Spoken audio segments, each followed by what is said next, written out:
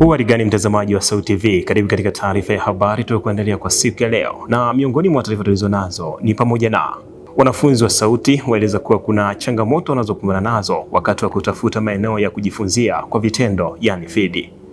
Na kimataifa, raia 262 kutoka Nigeria wanatazamiwa kuwasili jijini Lagos baada ya ongezeko la vurugu dhidi ya wahamiaji kutoka Afrika ya Kusini. Na katika michezo, mazoezi ya mwili yaelezwa kuwa njia muhimu katika kujenga na kuimarisha afya ya akili kwa binadamu. Kwa hiyo na mengine mengi, ongozana nami David Kiamani nitakaye kusomea habari za kitaifa na kimataifa. Leonardo Komba atakusomea habari za biashara, na katika michezo utakuwa naye Faith Olomi. Na tuanze na habari za kitaifa.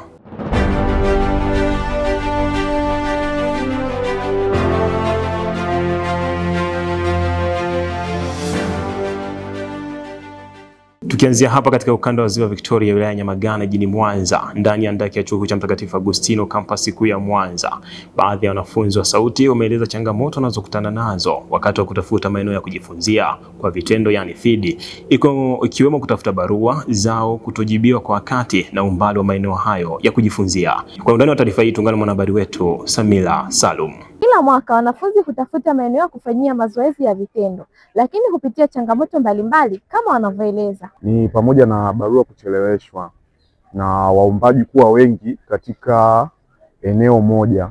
Kwa mfano, unaweza kukuta labda kwenye ofisi labda za serikali zinatumwa barua nyingi, lakini zinazorudisha majibu ni chache kutokana na wingi wa wanafunzi pamoja na sehemu za kufanyia field.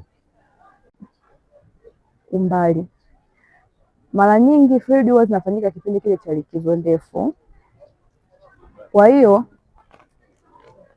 unapokuwa mtu unatafuta na sehemu ya kufanyia field, unakutana na changamoto kwamba unapokaa wewe na unapoenda na hilo eneo la field kidogo kuna umbali. Kwa hiyo inakulazimu kwa namna moja au nyingine uame pale kwenu, uende ukatafute sehemu ambayo nyingine unaweza kupanga ambayo ipo karibu na nini na eneo la kufanyia field, ili uweze kwenda kufanya field ukiwa kuna yani access ya ukaribu wewe na nini na ofisi zilipo. Imekuwa changamoto kutokana na barua zetu kutokupokelewa katika ofisi mbalimbali. Unaenda labda ofisi labda Geita Mine, wanashindwa kukupokea kutokana na kujishughulisha sana, wanajishughulisha sana. Kwa barua inakuwa haiwezi kupokelewa kwa sababu unakuwa unajua mtu sahihi wa kumpa hiyo barua ni yupi, maana hamna mtu anayekupokea. Nikiripoti kutoka katika chuo cha Mtakatifu Agustino kampasi kuu ya Mwanza, mimi ni Samira Salum wa SAUT TV. Shukrani sana Samia Salum kwa ripoti hiyo. Mtazamaji, tusalie hapa jijini Mwanza. Baadhi ya vijana jijini Mwanza wameeleza kiwango cha ufahamu wao kuhusu dira ya taifa ya maendeleo 2050 pamoja na nafasi wanayoamini wanaweza kupaswa kuichukua katika utekelezaji wake. Wakizungumza na SAUT TV, wamesema kuwa ipo haja ya wao vijana kuzingatia vipaumbele vya dira hiyo ili kurahisisha utekelezaji wake. Mwanahabari wetu Samia Omari ametuandalia undani wa taarifa hiyo. Dira ya taifa ya maendeleo ya mwaka 2050 ni mkakati unaoliakisi taifa katika miaka 25 ijayo, ambapo vijana ndio nguzo kuu katika dira hii. SAUT TV habari tumezungumza na vijana mbalimbali juu ya ufahamu wao juu ya dira hii ya taifa na ipi nafasi yao katika kutekeleza dira hiyo. Ni mpango mkakati ambao unaleta maendeleo utakaotekelezwa kuanzia siku zote, lakini unabezi sana katika hiyo 2050. Watu wanaohitajika sana ni vijana. Vijana nadhani ndio nguvu kazi ya taifa. Pia vijana hao wanaweza kachangia katika kuingiza mapato kupitia hiyo dira ya maendeleo ya 2050. Alafu kitu kingine italeta matokeo mazuri kwa sababu inaweza kachangia maendeleo kukua, izikwemo barabara, miundombinu, ujasiriamali, vitu vyote vinaweza vikakua kupitia hiyo dira ya 2050. Malengo au ni mapendekezo ambayo ni ya muda mrefu kuhusu taifa letu, ambayo yanakuwa na masuala ya kimaendeleo, masuala ya mikakati yote ya kimaendeleo ambayo itakuja kufanyika hapo baadaye. Vijana wana nafasi kubwa katika utekelezaji wa dira hiyo kwa sababu vijana ndio nguvu kazi ambayo sasa hivi bado ni vijana. Kuja kufikia 2050 wao ndio watakuwa kwenye level za utu uzima na ndio watakuwa kwa asilimia kubwa tutakuwa sisi ndio wenye mandate ya kulani nchi na kufanya vitu vingine. Hawa ambao wako sasa hivi naweza nikasema wanaweza kawa washatoka au wameshazeeka zaidi. Kwa hiyo kuna sisi ambao ndio vijana wakituwekea hiyo dira ya 2050 inakuwa inatupa maono, tunajua wapi tunaelekea. Kwa hiyo ukiwa unajua ni wapi unaelekea, always inakupa njia iliyo sahihi. Kukuza uchumi wa Tanzania kwa wote. Dira ya Taifa 2050 imelenga kuinua uchumi wa Tanzania, lakini pia kutoa huduma za kijamii. Nafasi ya vijana ni kubwa sana ukilinganisha na marika mengine, kwa sababu vijana ndio nguvu kazi ya taifa. Hivyo basi wanapaswa kuiangalia hiyo mikakati iliyowekwa 2050 ya dira ya taifa na kuifanyia kazi, kwa sababu wao ndio wana nafasi kubwa ukilinganisha na marika mengine. Taarifa yake ya Samia Omari inatufusha mpaka huko bungeni jijini Dodoma. Waziri wa Nchi Ofisi Rais Mpango na Uwekezaji Profesa Kitila Mkumbo amewasilisha maelezo kuhusu hali ya uchumi wa taifa mwaka 2025 na mpango wa maendeleo ya taifa wa mwaka wa fedha 2026-2027 na kusema kuwa serikali inapanga mafanikio kutokana na kupungua kiwango cha ukosefu wa ajira nchini kutokana na kuimarisha shughuli za kiuchumi. Samia Omari anaeleza undani wa taarifa hiyo. Akizungumza bungeni jijini Dodoma, Profesa Kitila amesema kuwa serikali imesema inaendelea kupata mafanikio katika kupunguza kiwango cha ukosefu wa ajira nchini kupitia kuimarika kwa shughuli za kiuchumi na uwekezaji katika sekta mbalimbali za uzalishaji. Takwimu zinaonyesha kuwa kiwango cha ukosefu wa ajira kimepungua hadi 6.2% mwaka 2024 kutoka 8.7% mwaka 2020-2021. Aidha, wastani wa ukuaji wa ajira umeongezeka na kufikia 7.8% katika mwaka 2024, hatua inayotafsiriwa kama kuongezeka kwa fursa za ajira kwa wananchi. Hata hivyo, baadhi ya wananchi wanaendelea kutaka kuona fursa hizo zikiongezeka zaidi ili vijana wengi wapate ajira na kushiriki kikamilifu katika maendeleo ya uchumi wa taifa. Samia Omari, SAUT TV. Taarifa yake Samia Omari inatutamatishia habari za kitaifa kwa siku ya leo. Mtazamaji, tupate mapumziko mafupi, tukirejea ni habari za kimataifa.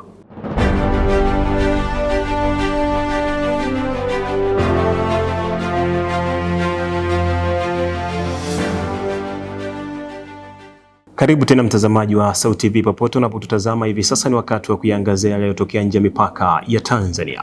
Raia 262 kutoka Nigeria wanatazamiwa kuwasili jijini Lagos kutokana na ongezeko la vurugu dhidi ya wahamiaji kutoka Afrika ya Kusini. Kwa mujibu wa shirika la habari la TRT, limesema kuwa kundi hilo linatarajiwa kuwa la kwanza kurudishwa nchini humo tangu kuanza kwa vurugu hizo. Na kwingineko, kiongozi mkuu wa kanisa Katoliki duniani Papa Leo wa 14 ametoa wito kwa jamii kurejesha misingi ya amani, mshikamano na kufanya kazi kwa bidii na kuishi katika upendo unaostahili. Amesema hayo wakati akizungumza kwenye ibada kuu ya kanisa Sagrada huko Barcelona. Mwandishi wetu Alexis Siara anaeleza kwa kina juu ya taarifa hizi za kimataifa.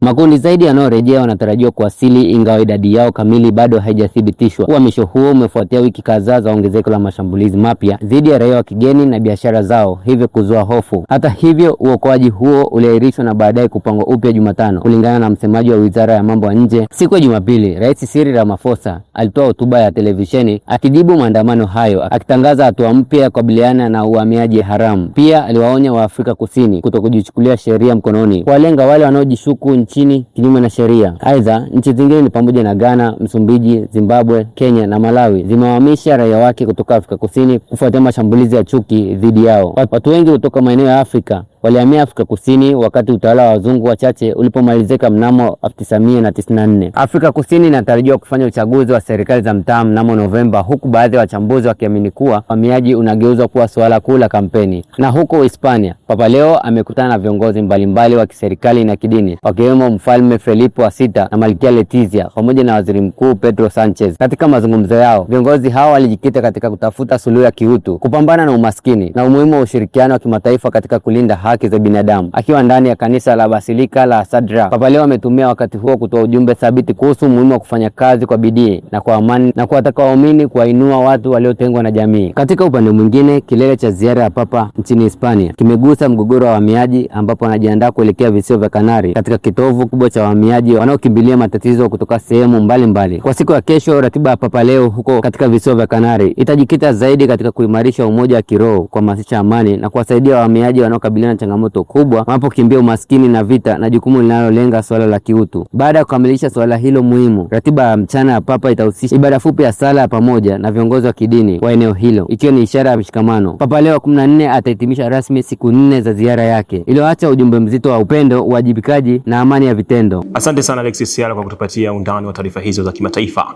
Hivi sasa mtazamaji, tupate mapumziko mafupi. Tukirejea tutaungana naye Ronaldo Komba atakayetupatia habari za biashara.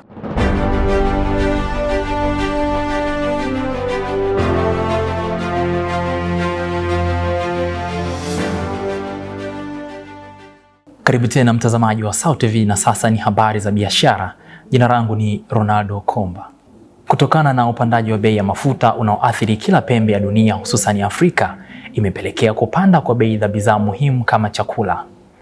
Hayo yamebainishwa na wafanyabiashara wa wilaya Nyamagana jijini Mwanza na kueleza ni kwa namna gani kupanda kwa bei ya bidhaa muhimu kunavyoathiri biashara zao na kupelekea wateja kupungua. Kwa undani wa taarifa hii tuungane na mwanahabari wetu Ian Frank.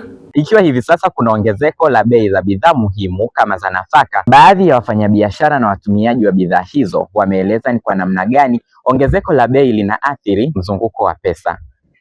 Inakuja changamoto kwa mteja kumfahamisha bei mpya. Kama unapomwambia kwamba bei mpya inapokuwa kwamba bidhaa hii hata juma lililopita tulikuwa tunauza bei kadhaa, ila kwa kipindi hichi bei unakuta imepanda hada zaidi ya asilimia ya zile bei ambayo ya zamani ilikuwa inayouzwa. Kwa hiyo changamoto inakuja pale mteja anapokuwa amekuja na kile kiwango cha bei ya zamani, unakuta anashindwa kuafford kununua kwa bei mpya. Sisi kama wafanyabiashara tunaotumia mafuta, hasa linakuja pale tunapokuwa wanapandisha mafuta na sisi huku bidhaa zetu tunapandisha chakula, kuona kuta tunawapunguza wateja.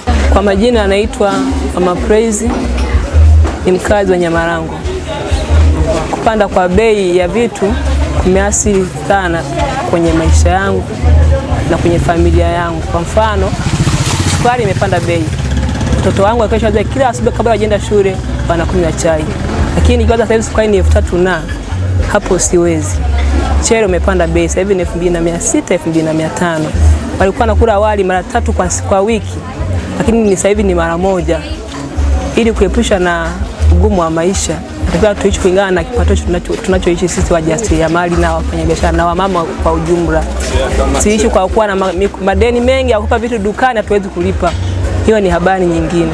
Kwa hiyo imeniathiri sana kwa habari ya familia yangu. Kwingineko, biashara kimataifa. Mahakama ya Haki ya Umoja wa Ulaya imesema kujumuishwa kwa mtu katika orodha ya vikwazo vya Marekani pekee haitoshi kisheria kumzuia kufungua akaunti ya benki katika nchi wanachama wa Umoja wa Ulaya. Uamuzi huo umetolewa leo kufuatia kesi iliyomhusisha mkazi mmoja wa Umoja wa Ulaya aliyenyimwa huduma ya akaunti ya msingi na benki moja nchini Slovenia kutokana na kuwekwa kwake katika orodha ya vikwazo vya Marekani inayosimamiwa na Ofisi ya Udhibiti wa Mali za Kigeni. Kwa taarifa hii ya biashara kimataifa tuungane na mwanahabari wetu Gibson Ernesti.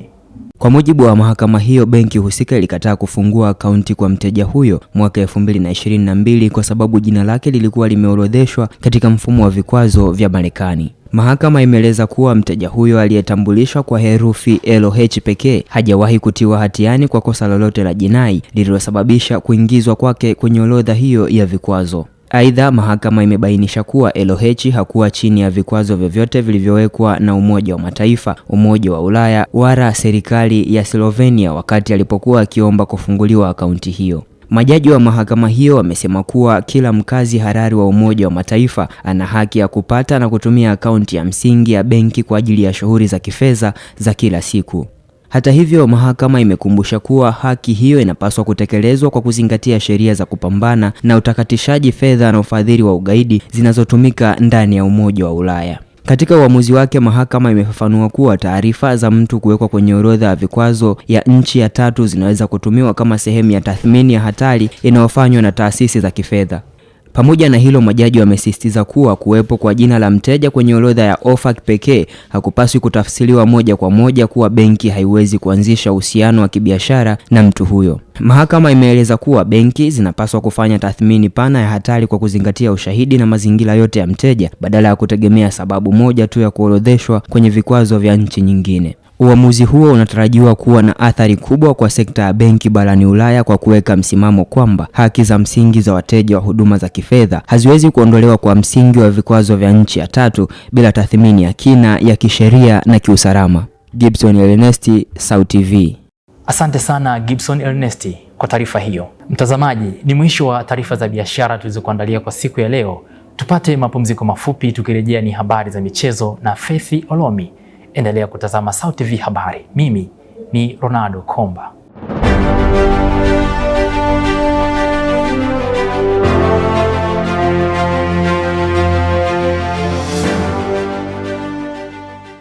Ni matumaini yangu umzima wa afya mwanamichezo mwenzangu. Karibu tena katika habari za michezo tulizokuandalia kwa siku ya leo, na jina langu ni Faith Olomi.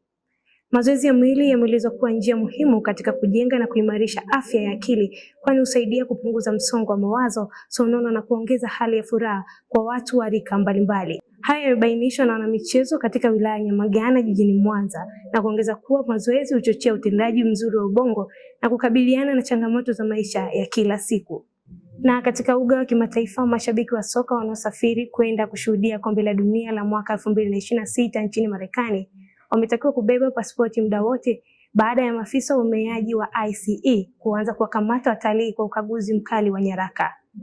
Onyo hilo linakuja wakati maelfu ya mashabiki wakimiminika nchini Marekani, Canada na Mexico kushuhudia mashindano makubwa zaidi ya soka duniani yanayoanza hii leo, hali inayofanya tahadhari hizi za kiusalama kuwa za dharura kwa kila shabiki anayepanga safari yake. Kwa undani wa habari hizi za michezo, tuungane naye mwanahabari wetu Salum Jota. Mazoezi si tu husaidia katika kujenga afya ya mwanadamu, pia mazoezi husaidia katika kujenga afya ya akili ya mwanadamu. Katika kutambua yote hayo, SAUT TV imefanya mahojiano na baadhi ya wanamazoezi ili kujua umuhimu wa mazoezi katika kujenga afya ya akili ya mwanadamu.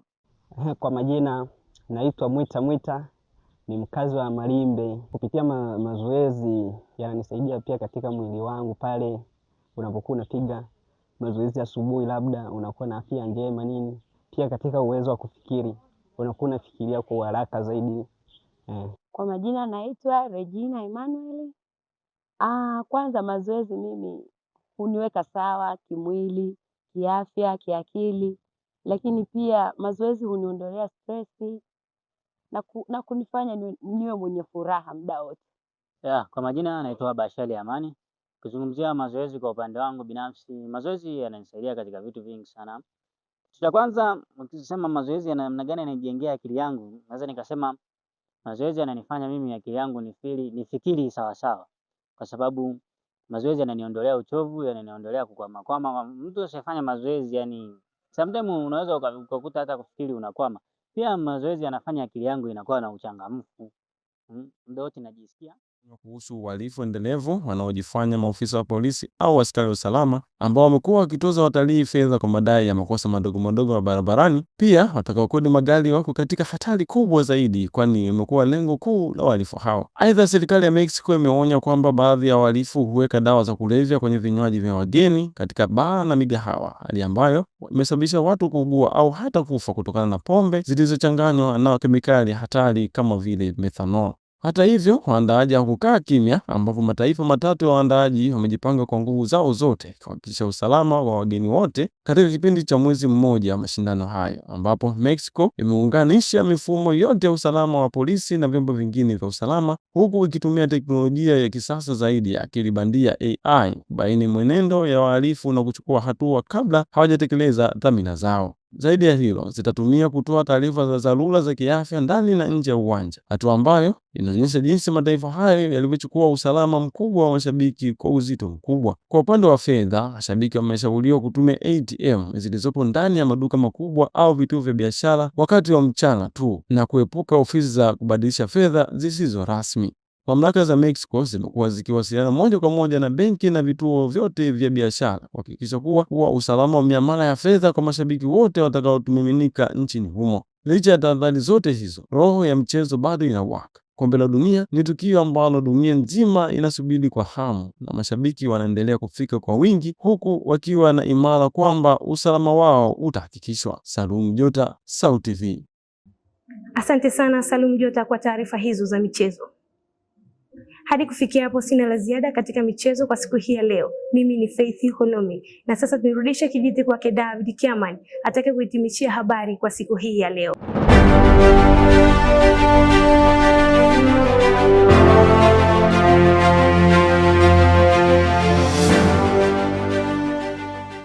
Asante sana Faith Olomi kwa taarifa hizo za michezo. Mtazamaji, taarifa hizo za michezo na tutamatishia taarifa ya habari kwa siku ya leo. Lakini kabla ya kumaliza tupate tena muhtasari wake. Wanafunzi wa Sauti waeleza kuwa kuna changamoto wanazokumbana nazo wakati wa kutafuta maeneo ya kujifunzia kwa vitendo, yani field. Na kimataifa, raia 262 kutoka Nigeria wanatazamiwa kuwasili jijini Lagos baada ya ongezeko la vurugu dhidi ya wahamiaji kutoka Afrika ya Kusini. Na katika michezo, mazoezi ya mwili yaelezwa kuwa njia muhimu katika kujenga na kuimarisha afya ya akili kwa binadamu. Kufikia hapo sina ziada. Kwa niaba ya wote walioshiriki kuandaa taarifa hii habari, jina langu ni David Kiamani, nikutakia wakati mwema.